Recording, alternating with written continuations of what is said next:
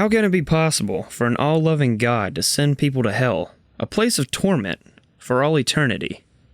Even if it were possible, why would anyone worship this tyrannical and sadistic being? This is the monotheistic doctrine of hell, and is the subject of today's discussion.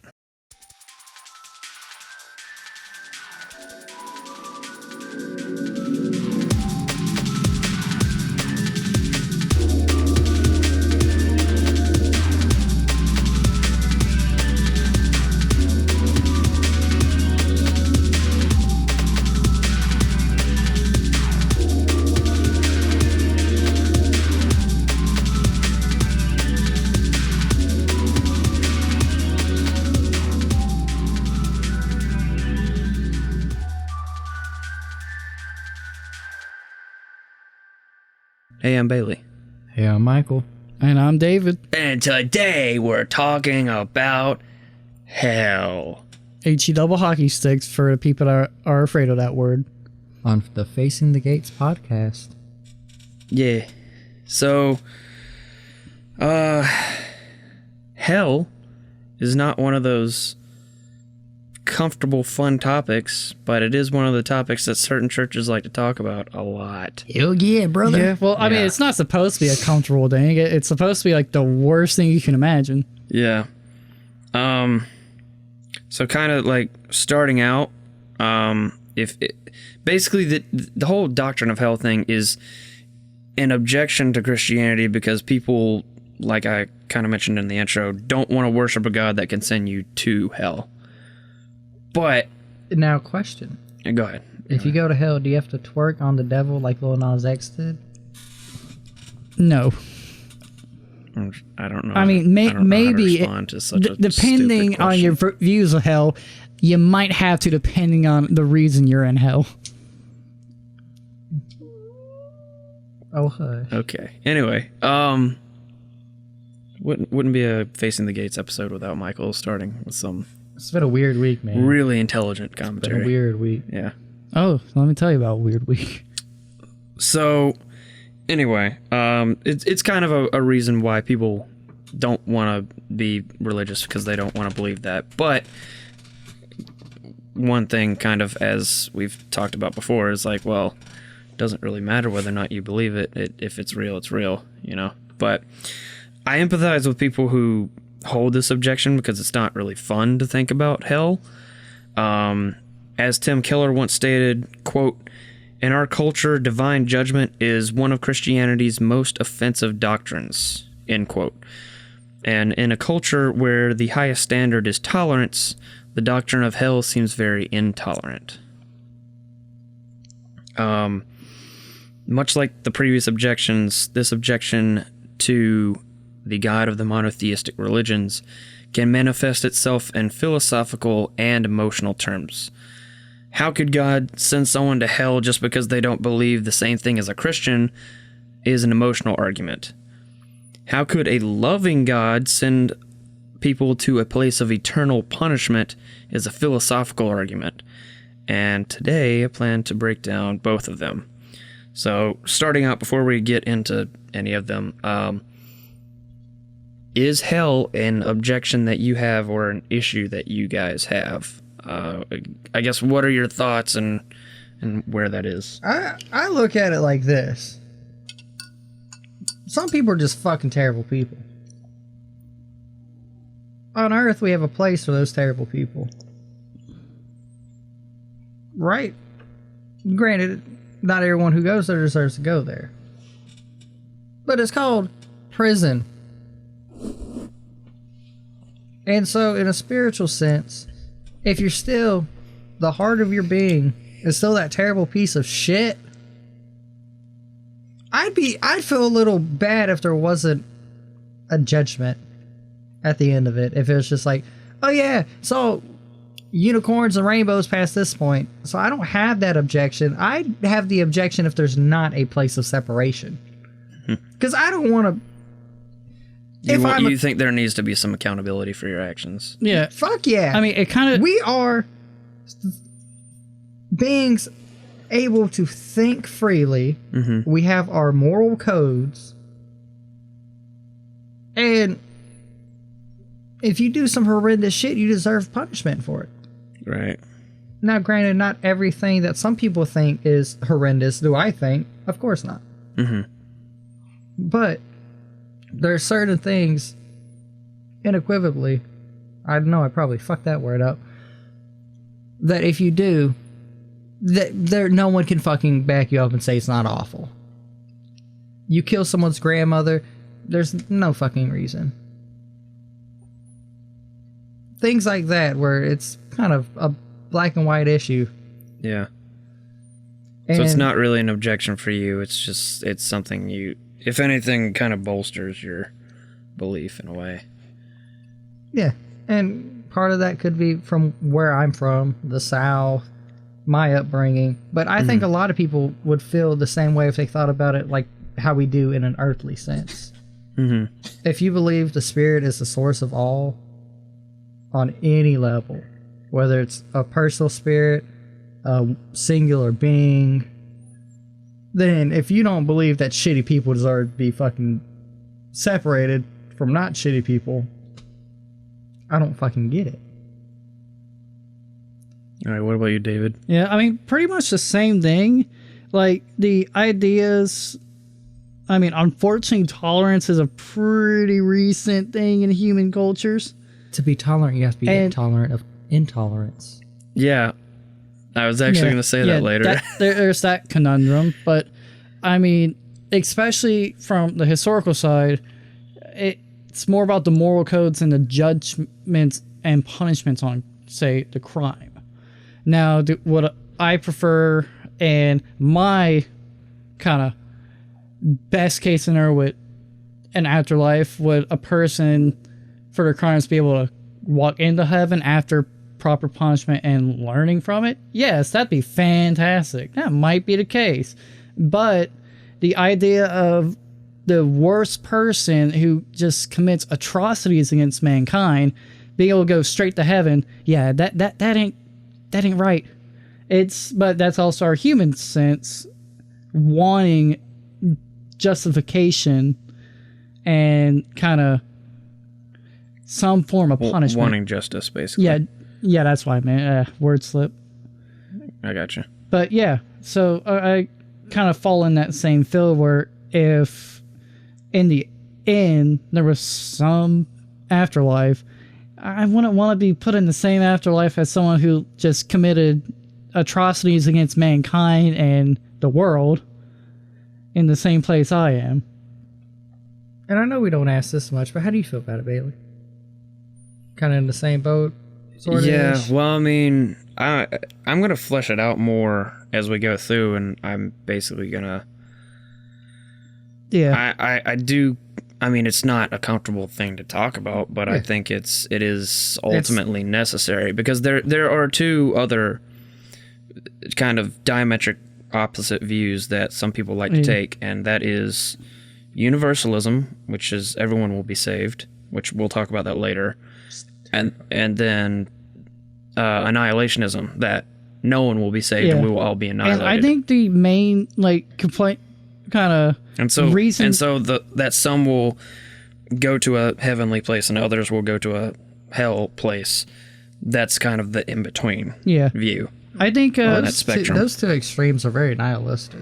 Yeah. Yeah, I mean, and I think the kind of opposition to it falls more into, because, I mean, we've all met someone who's more kind of annihilationist. Mm-hmm. That one lady, anything that she doesn't agree with, oh, you're going to hell for that. Oh, you didn't tuck your elbows in at the dinner table, you're going to hell for that. Well, that's not exactly annihilationist. Annihilationist means... is basically atheism. After you die, you will just cease to exist, but in a spiritual sense. Yeah. Like God will actually obliterate your soul and you won't exist anymore. Well, yeah. I kind of put those two together, because under kind of like those old ladies, anything you do, you're going to hell for. No redemption. And it's like, people get into like, oh, well, why would God want me to go to hell for this small thing? And it's like, that's not how it works exactly. Yeah, it's more complicated. But it's very an emotional thing. I think that ties more to Because the biggest problem with Christianity is Christians. Yeah. Just like the biggest problem with atheism is atheists. Yeah. Because it's kind of how it's perpetuated. Because there's some people that we've all come across that it's like, oh, this person's going to hell. I don't like what he does. Yeah. And just that kind of predetermination of kind of how they are morally. Yeah. Is kind of why this opposition stands. And also people reading more so like the Old Testament instead of also the New Testament and kind of understanding the intricacies of both. Because I mean, the Old Testament was pretty brutal in some ways. Which we're going to be talking about next episode, guys. Wow, mamma mia. Tying this shit together. All right, well, But yeah, so pretty much I fall into the same, well, we all kind of fall into the same plane of the idea. Yeah. So to quote Tim Keller again, he says, quote, "The spirit of modernity then gave us the responsibility to determine right and wrong. Our new confidence that we can control the physical environment has spilled over, so now we can think we can reshape the metaphysical environment as well. It seems to our minds unfair, therefore, that we should determine that it is all right to have sex outside of marriage and later discover that there is a God who is going to punish us for that. We believe so deeply in our personal rights in this realm that the very idea of a divine judgment day seems impossible." End quote. And so basically what he's getting at there, obviously, is that we want to kind of define right and wrong as what it is, and then, the idea that we could be held accountable for things that we didn't think were wrong is kind of offensive to people, because it's like, how dare you tell me this is wrong when I don't think there's anything wrong with it. And to go on, like, as he said, like, even if you don't believe it or not, what he was saying with, like, oh, sex before marriage and then finding out later it was wrong, there's still a process you can redeem yourself from, say, sin. Not if you're dead. Well, yeah, but I get what you mean. If you're alive, there's that process, and if you didn't know it was wrong, I think he might be like, that was messed up, but maybe let's see about your track record. If there is a judgment, it'll be fair and just by higher. I think we've all thought that. Mm-hmm. Just like we don't believe a baby's going to go right to hell if it dies. Everything's going to be judged based on everything. Yeah. And to tie it back to earthly world, just because I don't agree with a law doesn't mean I'm not going to follow that law. Like, I don't necessarily think the speed limit should be 45. I might want it to be 60. Yeah. Or think it should be 35, but fuck it. If cops behind me, buddy, I'm going to tell you, I'm not doing 46. I'm not doing 44. We are 45 on the fucking dot. Okay? Yeah. If it gets a little dark, I'm already cutting my lights on because that's the law. I got my seatbelt on. I don't necessarily agree for certain things outside of personal liberties to be done, but that doesn't mean I'm not going to follow the law. I can disagree with all I want. Mm-hmm. The law is the law. Yeah, right. And it just all depends on how people warp the perception around those rules that makes it to that point. Yeah. We're like, oh, I didn't know. You're rich and famous, you can get past that. But see, on a spiritual level, that doesn't work. Yeah. So a lot of people have problems with that. There's no workarounds. There's no... We're all on the same playing field. Yeah. We're all equal in the spirit. The cop's always there. He's got his ticket book. Yeah. He's licking that motherfucker. Oh, he did it. We'll go ahead and give him a ticket for a good thing. He got those double carbon copies. Oh, he's speeding shit. Yeah. So I think that's hard for a lot of people to grasp because in our day-to-day life, we can get away with so much. Mm-hmm.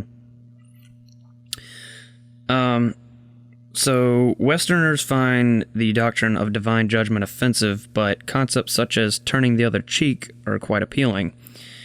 In more Eastern cultures, divine judgment is no problem to them, but turning the other cheek makes no sense. So, quote, Why should Western cultural sensibilities be the final court in which to judge whether Christianity is valid? End quote. That was from Tim Keller also. How is that not cultural supremacy, a very intolerant concept? Yeah. Real quick, I mean, the people who will tell you to turn the other cheek are the first one to fuck you over or to do some atrocious shit. Oh, you stepped foot on my property, I blew his fucking head off. I'm legally right to do so. But when a guy wants you to turn the other cheek, asshole, weren't you just saying that to somebody 2 seconds ago? yeah. So I think outside of a culture issue, it is a personal issue of perception. Yeah. Yeah, and also, And like, especially with the contrast in modern culture, and even like modern Eastern culture is different than when, say, the Bible's written. So you should take the cultural aspects of today out of it, and if you want to get into the culture, look into the past and try to figure that out. Have a big sociological experiment on what was the culture like. Yeah. But a lot of the So it should be essentially the elimination of culture. a lot of the time there was an eye for an eye going on, like, Yeah. oh, you stole bread? Off with your hand, Code of fucker. Hammurabi was very popular. And I think a lot of people in their instinct are very much like that nowadays, where you hurt me, I'm gonna hurt you, even though We're taught not to do that, yeah. both culturally and religiously. Yeah, and also with the whole tolerance thing, which we kind of mentioned earlier, it's kind of self-defeating because it implies that someone would be intolerant if they weren't otherwise tolerant. And put into practice, if you believe that you are a tolerant person and you come across an intolerant person, then you're going to be intolerant of their intolerance, which really just shows that you're intolerant as just as intolerant as they are. I mean, it's like, for example, I am intolerant against a white supremacist, against a racist and whatnot. So that makes me naturally intolerant. Now, granted, it might be intolerant of bullshit, but you're intolerant. Yeah. Yeah, so I mean, tolerance being put on this pedestal. It's a conundrum in itself. It's rhetorical as it's fuck. Because self-defeating. you have to be the perfect centrist of everything. Just don't care, not going to look into it, not going to have an opinion. Just tolerating everything, regardless of how good or bad it is. Yeah. Sounds like limbo. So anyway, Whatever, man. these are like It sounds like a person wanting an opinion. the things I've kind of brought up so far. It don't really, completely answer the problem of the doctrine of hell for people, but it should at least kind of shake it up and be like, all right, this is how these people think about it. Also, this is not really, just it kind of breaks it up a little bit, and then we can kind of get more specific with it. But first, we should qualify our terms. What is hell in the Christian view? Now, this, of course, depends on who exactly you ask. But I'll define it in the simplest terms. Hell, whether you hold a literal or metaphorical view, is best described as a permanent separation from God with no hope of changing course. The literal view holds that hell is a literal place where there are literal fires and demons who are being tortured, as well as torturing others for all eternity. The metaphorical view is that hell is a state of mind where your own individual vices and shortcomings haunt you forever in a form of personalized torment. So those are the two predominant views of hell. I guess I'll let you give your thoughts if you have anything. That last one sounds like a personal attack on half our generation. Yeah. I mean, both of them are... I mean, hell is hell, either way. Like, Yeah, it's not going to be nice. yeah. My dummy explanation of it. Think of every worst possible outcome. All right, think of that. Let's add a multiplier, put it to the 10th power. Add a multiplier on top of that. Just keep on going. It gets worse from here, kids. There's no redeeming qualities. Yeah. There's no, it could be worse. It's all just the fucking worst. Yeah, so on... If you want it to be hot, it'll be cold. You want it to be cold, it'll be hot. On the topic of is hell literal or metaphorical? I've just described both of them, just based off of what you currently believe. What view do you hold, or do you hold any? If I had to put a view right now, I think we experience a little bit of hell every day, in the metaphorical sense. Mm-hmm. In that But do you think hell is like an actual place that you go to, or when I'm talking about like when you die, you know? What is hell?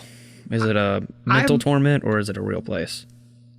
See, if there is a higher power that does have a judgment, I would believe that it's like if heaven's a physical place and hell would be a physical place.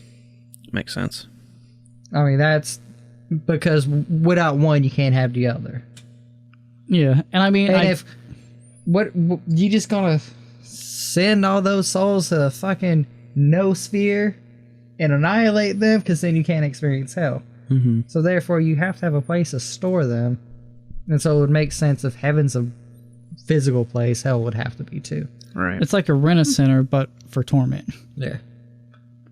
Yeah, I kind of fall into that same idea, because it might not necessarily be a physical place, but it's still somewhere else besides heaven where you're sent.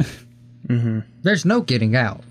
You are there, fucker. Yeah, so it would have to be at least a little bit of but I think more so on the metaphorical side.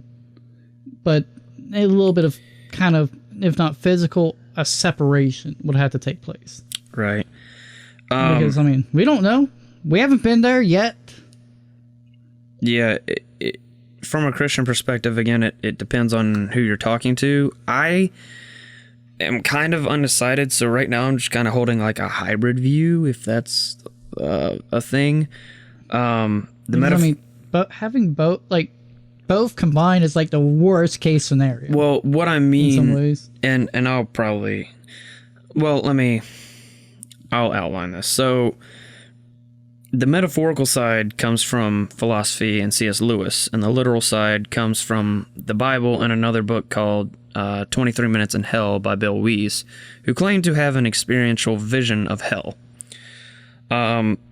So I believe in literal demons, partly because I was once a paranormal investigator, though I never went on demonic cases, and partly because of the references in the Gospels to demons. For example, Jesus casting out demons in his name. Well, watch our episode on that. Now, if demons and Satan are literal entities, it is not a stretch, therefore, to believe that hell is a literal place. Jesus also speaks several times about hell throughout the Gospels and appears very consistent in his descriptions of hell: a lake of fire, place of torment, eternal darkness, etc.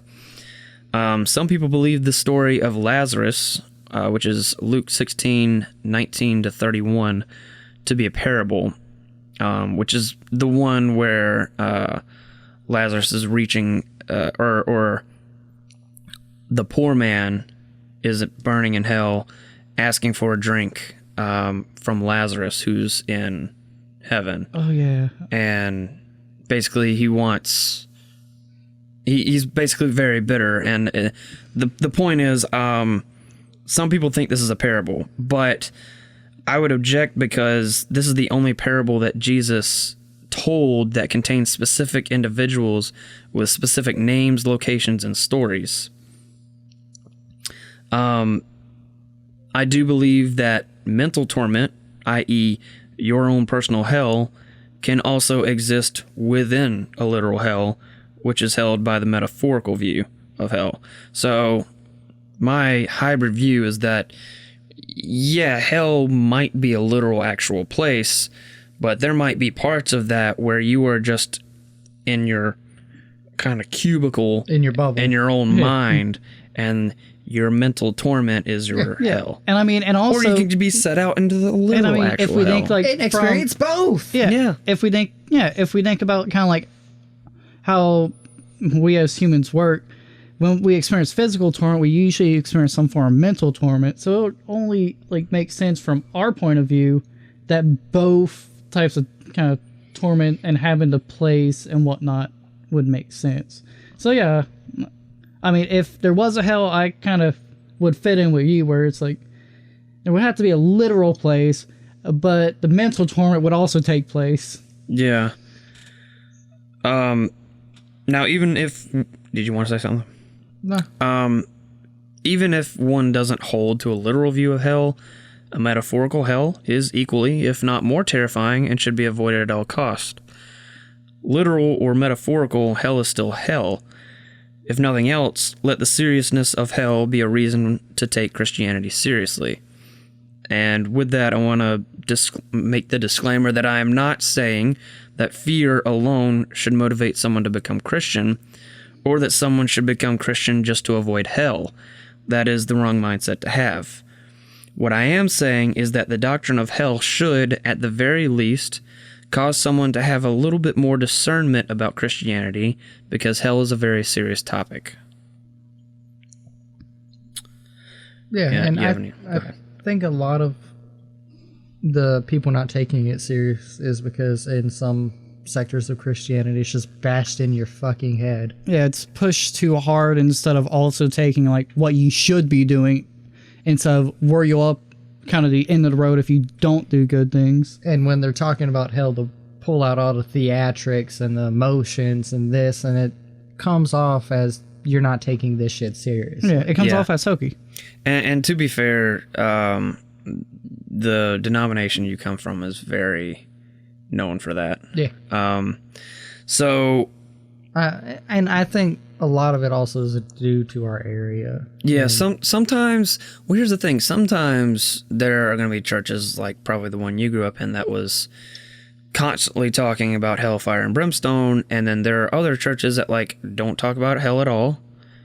And, like... when you don't talk about hell at all, that's how you breed ideas that maybe hell doesn't exist. Where if you talk because about... there are actually a lot of Christians that don't believe in hell. Yeah. Yeah. So the next topic or question related to this would be, is universalism, the idea that all will be saved, plausible? Before I give my answer, what do you think? Yeah, I mean, I see the possibility of all being saved. It's a possibility, but the idea of it actually happening is slim to none. There's going to be at least those outliers that would not be saved. Yeah. I mean, it's a... without God himself being like, oh yeah, we beat sin's ass. All that shit is beat down. Come get saved. We locked that fucking gate. Closed up the safe. All y'all fuckers can be saved.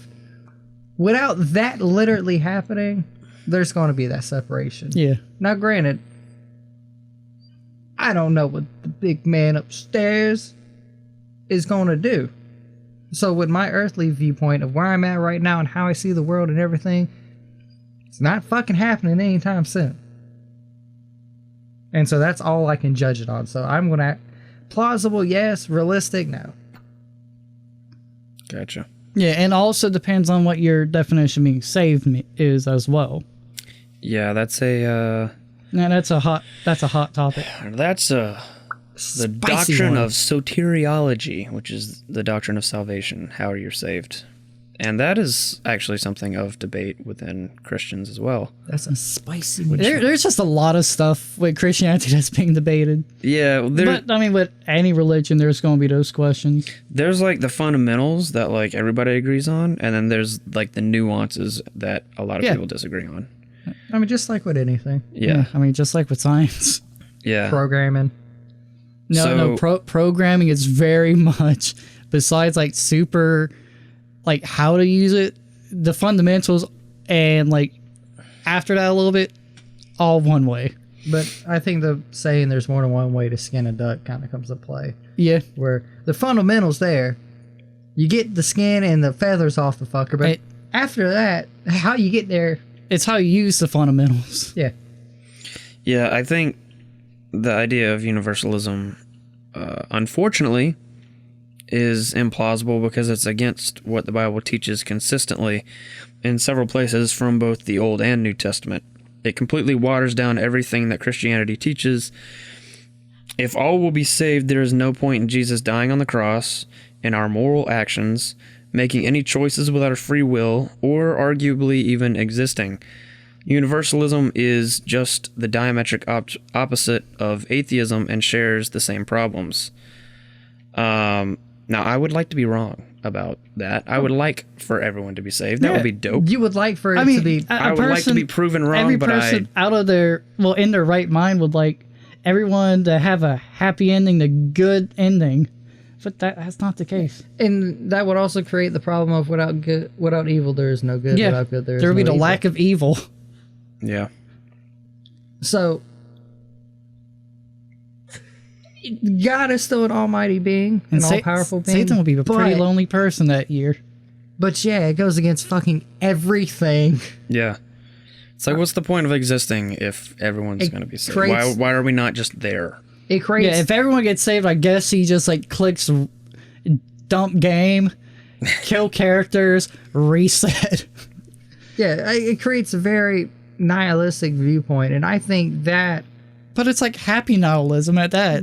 Not necessarily. It's like maybe happy in the end goal, but I can do whatever the fuck I want. I'm gonna go to heaven. Exactly. That can be used to justify really anything. But and also, there would be some people who would go, I want to go to hell. I want to be the best person I can while I'm not in hell. But also, annihilationism will motivate you to do anything also, because if annihilationism and universalism both give you zero accountability in this life. Yeah, what's the point? So it can motivate you to do and I think the horrible or great things. You things. can either be the Rick or you can be the Jerry. Yeah, you could keep pushing on knowing nothing means anything, or you can go buck fucking wild. And I mean, I guess in some ways, like either one could possibly happen without everyone knowing about it, but the belief in it is what kind of removes any worry and makes the worst outcomes possible.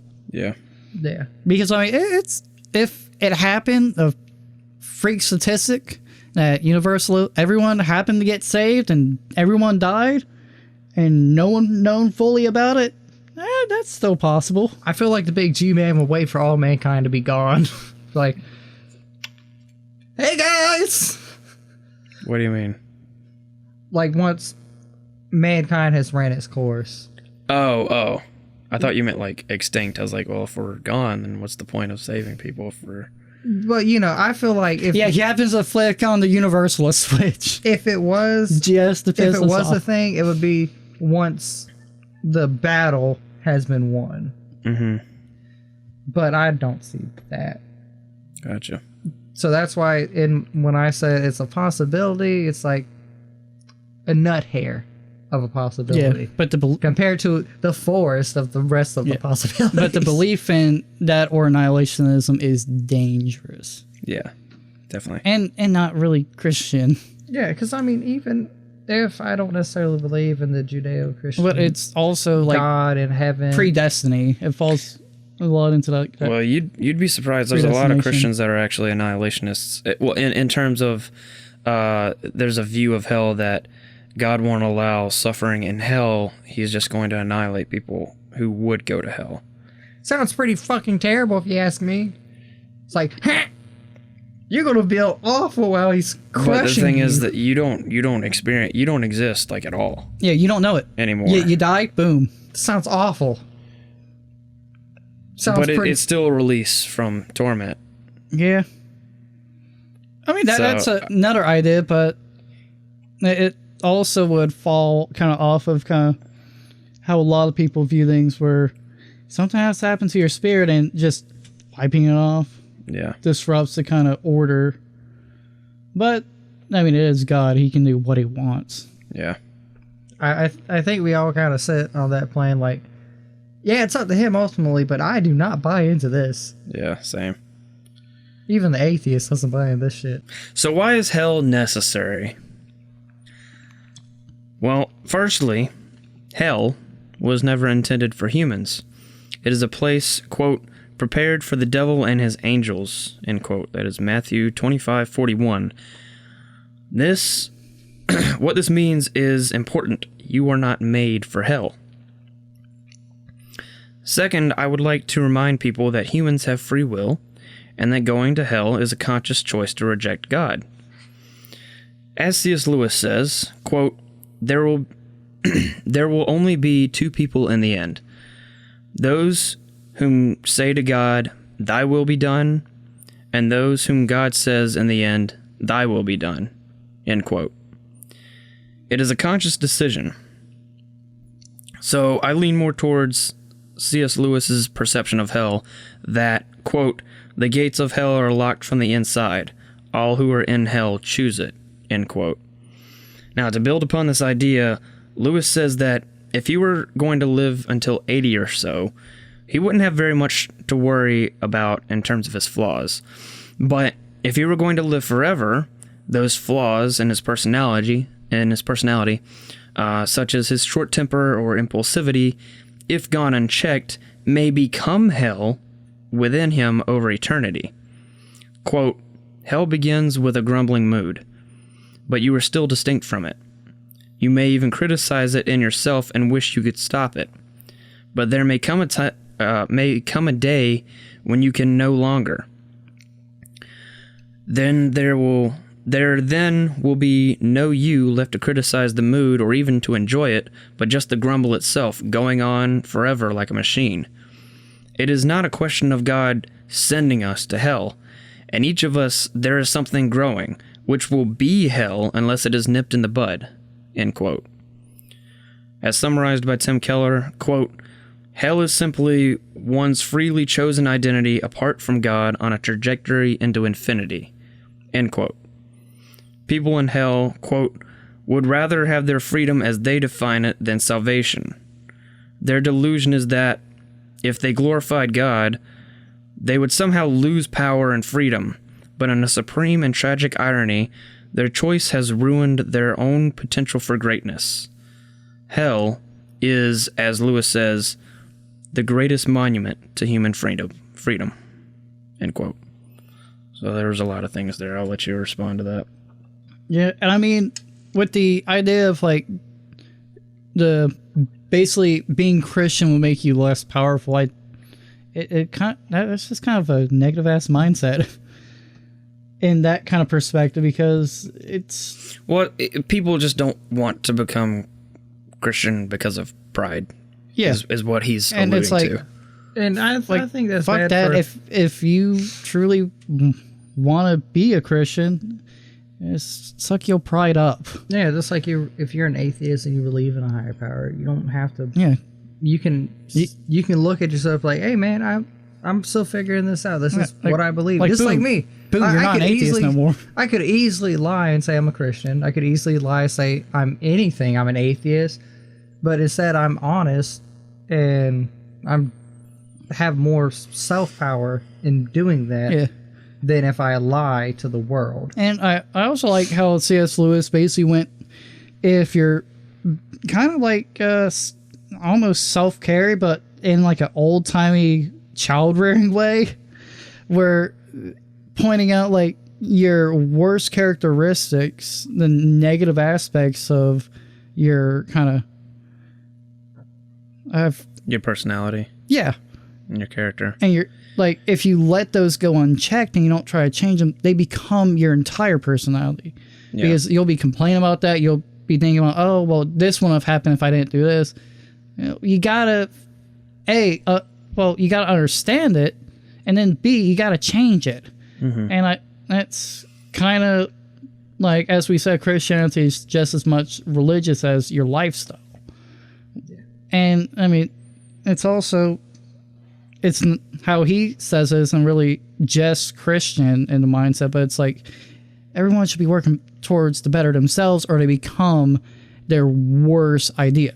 Yeah, and it's very nicely said. Tie back of hell is the ultimate monument to mankind's freedom.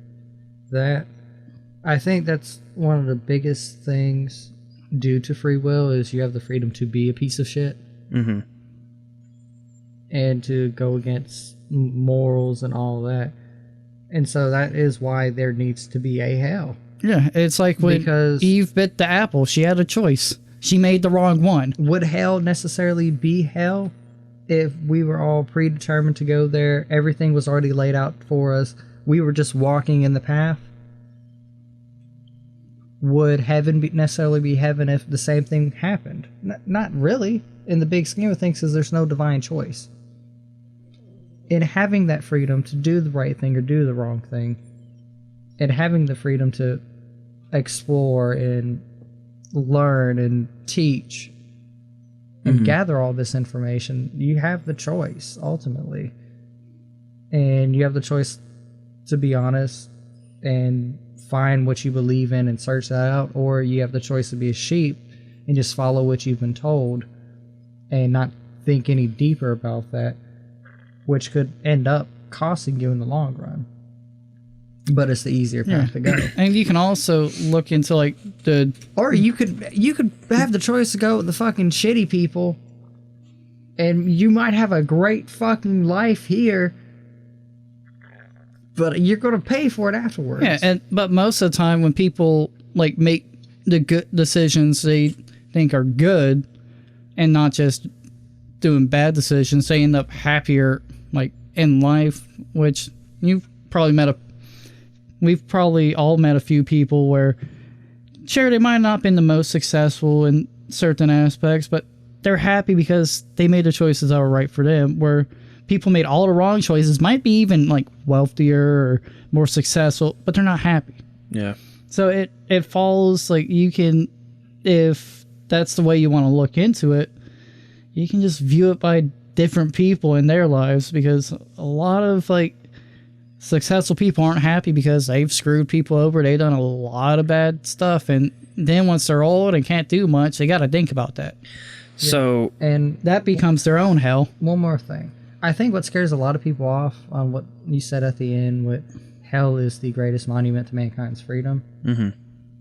I think the way that's phrased scares a lot of people off, because a lot of people don't think of it also gives you the freedom to do the right thing, to do that thing. To a lot of people puts the blinders on. It's like, oh, freedom and hell. Well, fuck it. Yeah, I think it would be... the context of that, though, Yeah. is people are rejecting Christianity precisely because of hell. And so, And they have that ironically, freedom due to... Yeah. I think, like, ironically, that's what without the leads them to context, it that. would be better, like, the choice between heaven and hell is kind of the ultimate thing of human free will.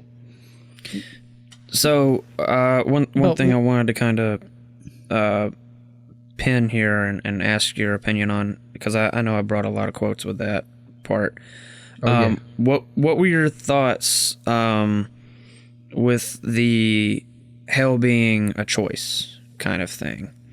That it being a choice to ultimately deny God. Yeah. That God doesn't really send you to hell. It's just like you kind of don't accept him, so that's where you go. And the whole as I mentioned earlier, with me believing in a just process, if there is a higher power that is the Judeo-Christian God, just like he wouldn't send a baby to hell that doesn't know. If someone truly isn't able to know, I feel that would be treated. So by you being sent there, you had to do something to be sent there, whether that's deny, or whether that's atrocities, or being a false believer. There has to be an action to get that reaction. Because I think we've spoken on this before, either in private or on the podcast, about, things like when a baby dies, this, that, and the other. Yeah. And so for you to have the choice to be sent to hell, you made the choice. Yeah. And also something I mentioned like earlier when I gave like the base definition of hell, whether you take literal, metaphorical, whatever, it's basically, so if God is good and God is not in hell, Hell's not good. hell is basically the absence of good. Yeah. So It's like darkness is the absence of light. Right. There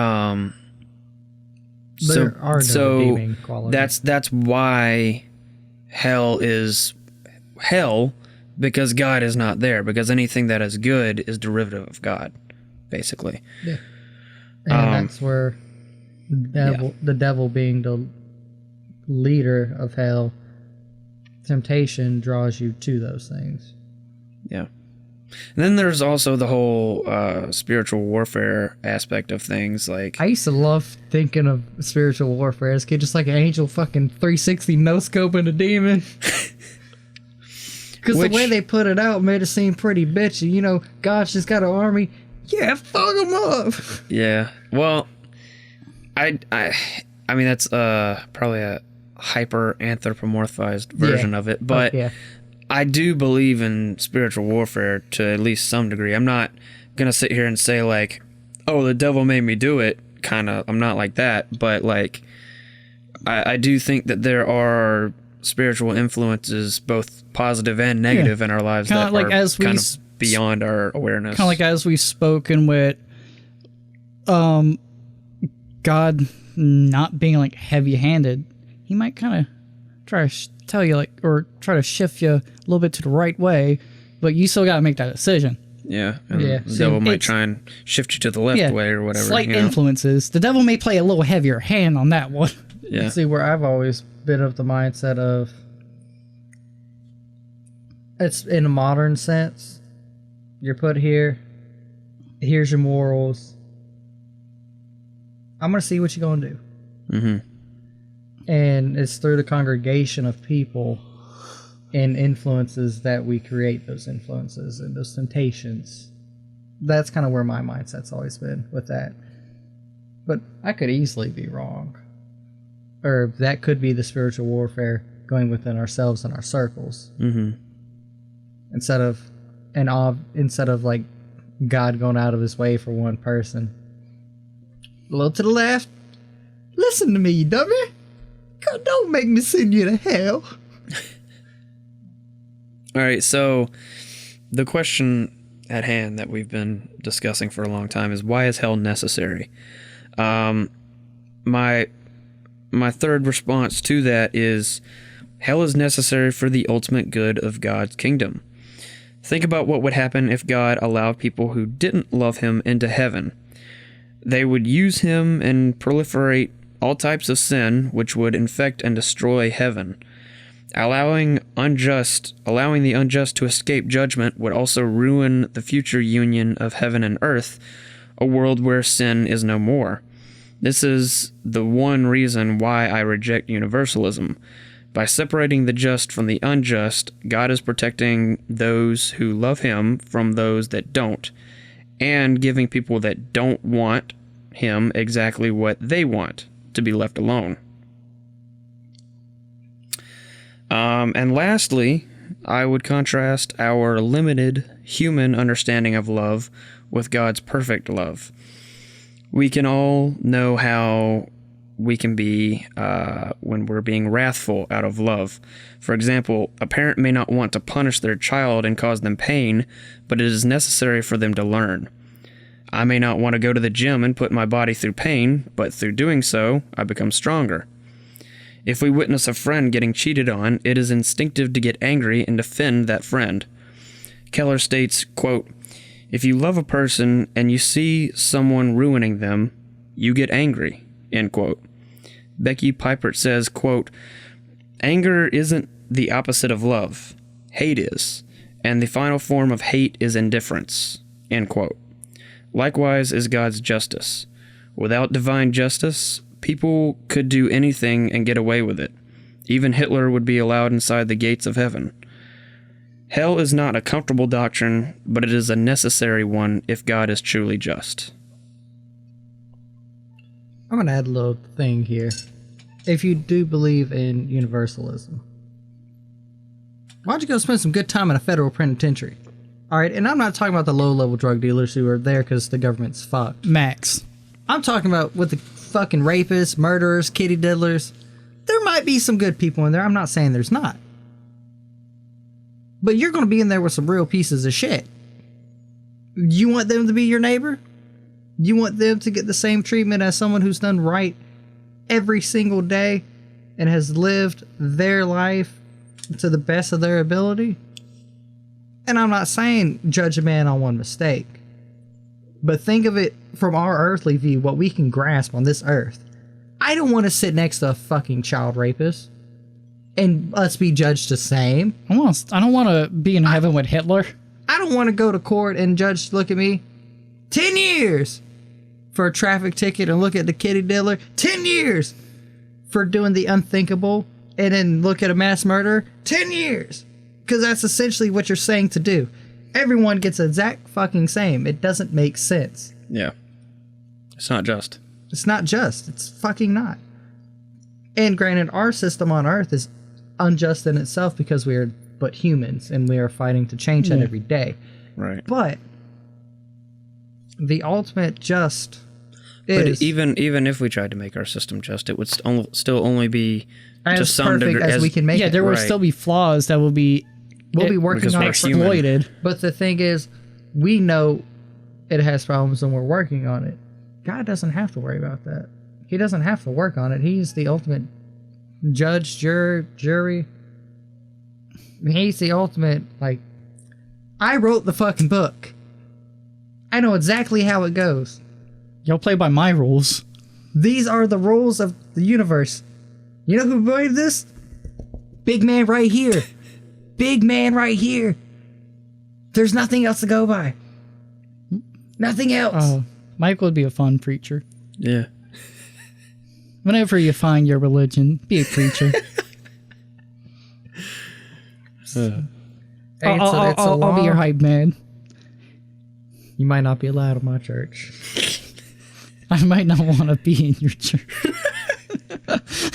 But I mean, that's just the only way I can tie it to a realistic viewpoint of why that's bullshit. Mm-hmm. Just like atheists believing in fucking simulation theory.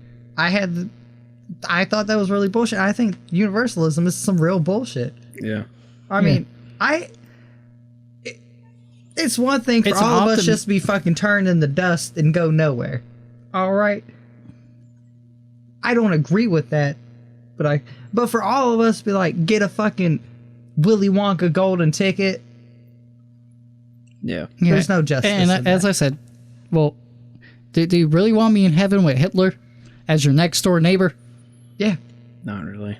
No. You want to do terrible painter? Terrible painter. Have you seen him? He has no depth perception. I mean, do you want to fucking just walk down the streets of heaven to see a fucking child molester? Muhammad. Walking down the golden streets and you're walking right beside him and you're thinking, this motherfucker was in jail for some awful shit. Yeah, well, he's he's out of the heaven HOA. To play devil's advocate, no pun intended. it would be on a Christian view an awesome thing to see these people in heaven. It's the because most they would have been optimistic- changed. Exactly. Yeah. But universalism implies that you don't have to change at all. Yeah.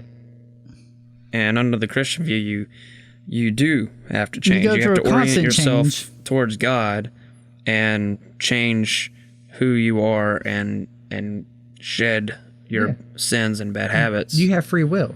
Yeah. Yeah. You are supposed to always You're be supposed to changing evolve and as a learning. human and as a Christian. Yeah. You don't want to keep hitting B and not evolve your Pokemon, alright? It's time to fucking grow up. You're not in Sunday school no more. You're past that. You're not with the old people yet. You're before that. You're evolving every fucking time. And you learn more. And You'll slip back, you'll come forward, and then you'll be right where you're supposed to be. I think that's something all three of us can get behind is the constant evolution of ourselves. Mm-hmm. All right. Well, we all agree essentially that hell is necessary. It's a thing that it's not really a problem for you guys. It is. It makes sense. Yeah. At least in our point of view of what we would think heaven would be. I mean, Because, I mean- even if there's a good and a bad, you can't have good without bad. Yeah. If there is a place to go, you got to have both. Yeah, and it's not like God's just chucking everyone into hell. He'd be a really lonely person really lonely God if he did. It would go against the gospel to do that. Yeah. Yeah. So we're at the point where we're like, okay, hell is necessary. Now we have the question of why worship a God who would send people to hell? Because he gave you free will, and for every action, there's an opposite and equal reaction. Yeah. All right. I mean, You had the choice to do right, and you didn't do it. You broke the law, essentially. And whether your judgment is eternal damnation or not, I'm not the fucking judge or juror. yeah. And I mean, and if you can't get past that, then you're not going to find any fucking religion unless you fucking make one up or go by some frilly-nilly fucking ass-kissing religion where it's everyone gets into everyone. Bullshit! If everyone got into heaven, there'd be a lot less people in there, you know? I mean... Yeah, it's a it very... would become its own version of hell. It's a very... Or it just become Earth 2.0. Yeah, it's a very prideful question to I think have. the only And way it's a you wouldn't want to terrifying believe question it to is have. if you believe in predestination and kind of predetermined fate. Then why don't you take your fate and switch to not believe Yeah, but then and happen to not believe? to have that, you have to go around in circles every fucking day. Yeah, you'd be switching religions like hourly. Like you change your clothes. Yeah. I don't change Probably my clothes that sooner. often, damn it. Well, not every hour. I'm wearing the same pants for 4 days in a row. I have washed them. I mean, you just need like a pachinko machine and just shoot your little ball bearing and pop whichever religion pops up. That's the one you believe in now for today until you find out they have a hell So, or some negative impact. So, for my response on why worship this God, one reason is that if you don't, you'll probably experience hell firsthand. But obviously, I don't believe that fear should be the primary motivator for someone to become Christian. Remember, hell isn't made for humans. You aren't meant for hell. God is a perfectly just judge. He isn't like our human judicial system, which will fail us. God by definition cannot fail, so his justice will be right, whatever that divine decision may be. God is also a loving God. He's the being who sent his own son to be crucified for you. The fact that you even have the chance to repent is evidence of his mercy. But to ignore him or to assume that you know better than him is nothing but sheer pride.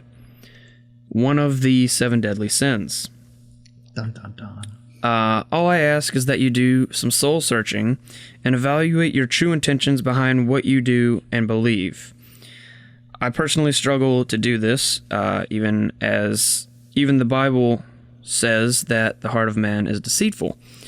But to wrap up the question of why worship God, specifically the Christian God, for one, I believe this God is the true God. Additionally, the Christian God is the most loving God if he sent his son to die for the sins of other people. And at the same time, the most powerful God if he brought this universe into existence. The fact that the same God who brought the universe into existence is the same God who is willing to die for you and wants to get to know you personally, in my eyes, that's enough to warrant worship. Yeah. And I'm not going to have a fucking super powerful statement like that, but if you feel Christianity is the right religion for you, don't worry about what other people think. And I mean, it's a complex thing to figure out. It's for you and say, like, if you happen to have the issue with hell, just rewind, give it a listen. I'm pretty sure we can have some sources for you to look at. Yeah, there's a few for you. And kind of as we said, with good, there has to be bad, or you have nothing. Yeah, and I think the same will go out if you're on the fence about leaving the church. or joining the church, no matter what, don't fool yourself. Be honest with yourself. Explore, research, listen, learn. I think that's all I can And don't be a dick. break it down to when it comes to these type of things. Why this or why that. If it's for you, it's for you. If it's honestly who you are, it's who you are. Don't let anyone fucking hold you back, but always be willing to learn and exercise that big old squishy muscle up there. Yeah. Even if you are firmly in the Christian category. Like Bailey, he exercises that squishy fucking muscle every day. And he still don't know all his opinions and answers. No. And that's the beauty. I'm just getting started, son. Yeah. You got really- at least like another 50, 60 years to think about this and try to figure it out. Yeah, but and if you don't have all the answers, that's fine. Oh, no one will. Dude, have you? Okay, this is completely off the wall and unrelated. But have you heard of, what's the fucking fancy philosophical word? The beatific vision that Thomas Aquinas saw. Have you heard of this story? Sounds like something I've Does not read ring a bell. before, but I'm Okay, so basically, the idea is basically Thomas Aquinas wrote a lot about God. He wrote many giant, large books. about the G-Man. Yeah, they're very philosophical in nature, and I haven't read them, but they're very big books. Anyway, The to-do list eventually read. I don't know. I mean, like, they're bigger than the Bible for one volume. So, But when you get more free time, you get through the book, the other stuff you want to read and know. research. After Maybe. he finished reading it, he's going to tell me to read it. it will be... He's going to hand you it. What are you talking about? Anyway, basically, he wrote a lot. Long story short is he was going to finish that series of volumes he wrote, and basically, he had a vision, or he was close to death or something. He had a near-death experience, and he had a vision of meeting Jesus, basically, and he says, well, you've written well about me, Thomas. What will you have for your reward? And Thomas says, nothing but you, Lord. And then basically he ends up going back into his body, and he was in the process of finishing this book and stopped writing it because the things that he saw in that vision were so great that all of the things that he wrote were basically pointless and had no Significance. there was no point in writing anything at that point. So basically, to tie that in with where I'm going with this is basically we got a lot further to go. Like, I'm probably going to learn a decent amount in my life, and then it's going to seem like a grain of sand. Yeah, you're going to learn infinitely more than you know today by the time you die. And that's going to be like 0%. Yeah. Like, well, 0%, not nil. To the amount you will learn But when the man the with all time the comes. answers has no purpose. I mean, yeah. Because the point is to learn and to live. It's about the experience of it all. Making them choices. But before we get jerking each other off any further, anything else we have to add to this conversation? No, I don't think so. I think I've covered everything. Yeah. I mean, we cut. So Again, we pretty much all come into agree. yeah, as we've gone through these objections to theism and Christianity, pretty much all of them so far, we agree that they're not issues. Even before we got into it. And the biggest problem with them, especially with the hell one, is what some people say. The biggest problem with Christianity is, again, ding, ding, ding, Christians. Yeah. It's like the biggest problem with atheists. Ding, ding, ding, atheists. The biggest problem about agnostic theists is Is they we don't don't know. know. Yeah. But I think that's where a lot of people get hung up, like Corey Taylor and his comments on why he doesn't leave and all that is due to what some people say about destinations. Well, it does make it difficult to navigate the murky waters when you have so many different people saying different things. Yeah. Yeah. And especially when, like, Instead of finding what matters to you, you're here as an outsider, you're hearing what all these people think of you. Yeah, and like the most negatively emotionally charged people are the most kind of vocal about it, unfortunately. Fire and brimstone! Yeah.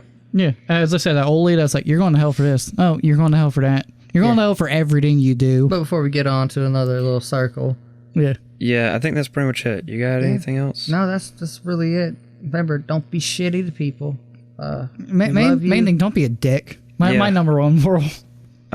Next week we're going to be talking, as we alluded to earlier, we're going to be talking about the Old Testament. Some people have issues with how hardcore the Old Testament is, and they don't fucking shit up. They don't like stuff about that. So I've compiled like some of the top major objections to actions of the Old Testament, and we're going to go through those and we're going to talk about it. Oh, I got a big dick one. Big old one.